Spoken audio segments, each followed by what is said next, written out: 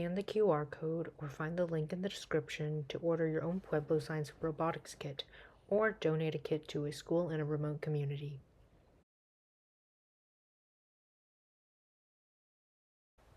First, place the ball wheel on the side of the board with the Pueblo Science logo within the octagon labeled ball wheel.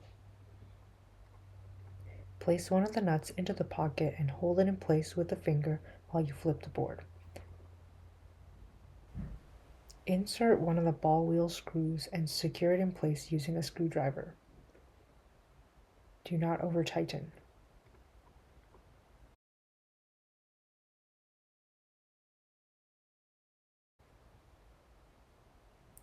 Repeat the same steps with the other side of the ball wheel.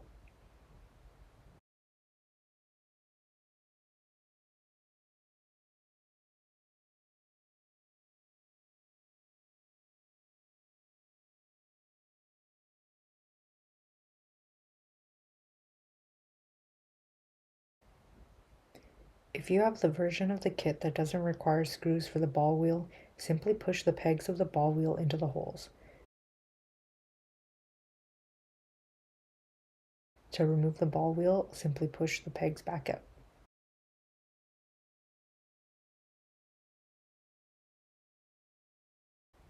Now we'll install the boost. Notice on the bottom of the boost, the text reads VO, GND, and VI. We will install the boost on the board where it is labeled boost. The board is labeled with VIN, GND, and 5V. Ensure that the VI on the boost is aligned with the VIN on the board. Push the boost in until it is secured.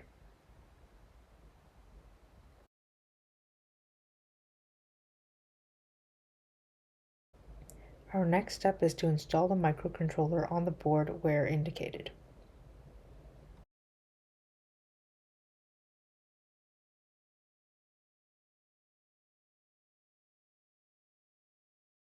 Make sure that the pin labels on the microcontroller align with the labels on the board. For instance, we have TX on the microcontroller aligned with TX on the board, and so on.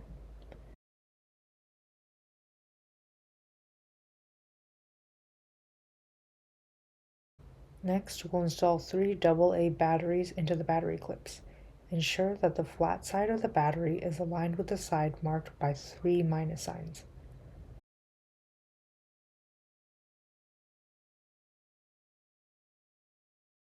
Make sure that the switch is in the off position.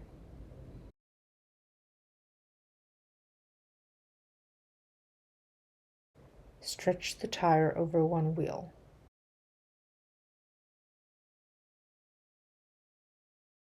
Repeat the same with the other wheel. Push the wheel onto the servo motor shaft. Secure the wheel onto the servo motor using the screw that came with the wheel and a screwdriver. Do not over-tighten. When it is secure, you should be able to hear the servo motor rotating and feel some resistance when you turn the wheel.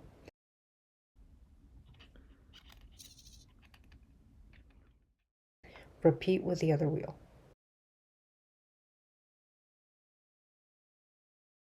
Now we'll secure the left servo motor onto the board where it's marked left servo.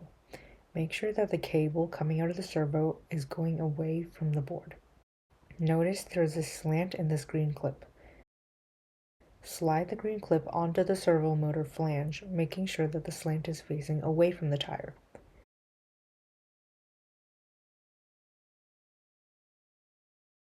Place the servo motor onto the board and push the 2 pegs into the matching board holes.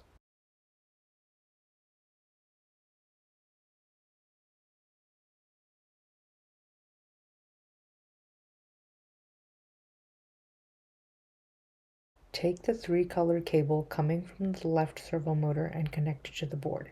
Ensure that the brown wire is connected to the G and D on the board.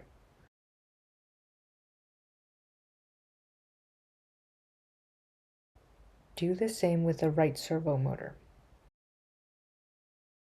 Insert the right servo motor's cable into the R servo connector, again aligning the brown cable to the G and D.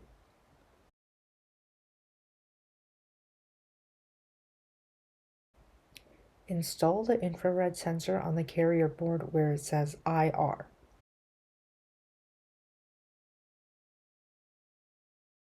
Notice that the pins are labeled on the sensor. Insert the sensor into the board, making sure that D0 on the sensor is connected to D7 on the board.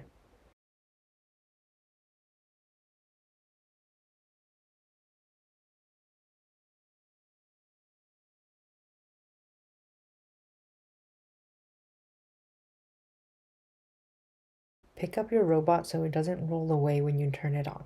Switch on the robot so that you can adjust the infrared sensor. Place your infrared sensor over a black material, such as a piece of electrical tape. Using a screwdriver, slowly turn the sensor's potentiometer until only one LED is on when placed over the black material. When moving the sensor away from the tape, the second LED should turn on immediately.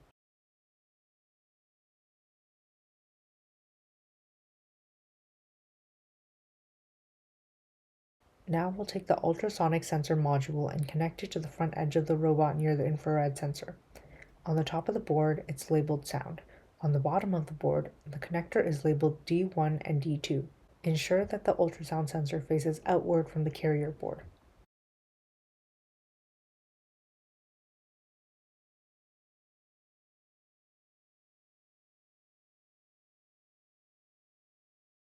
In order to connect to the robot, you need a device meeting the following requirements. On your robot, there should be a small white paper sticker attached to the microcontroller with a combination of numbers and letters. This is your robot's Wi-Fi ID. If you're using a phone, scan the QR code to download the Pueblo Science app. Allow it to install.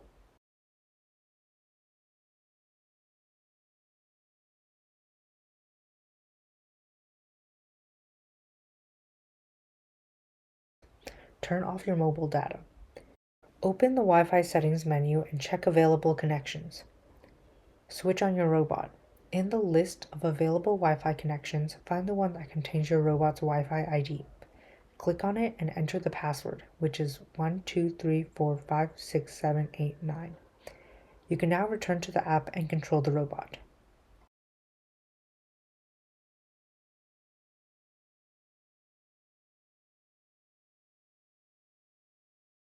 If you are using a computer, download the file from this link.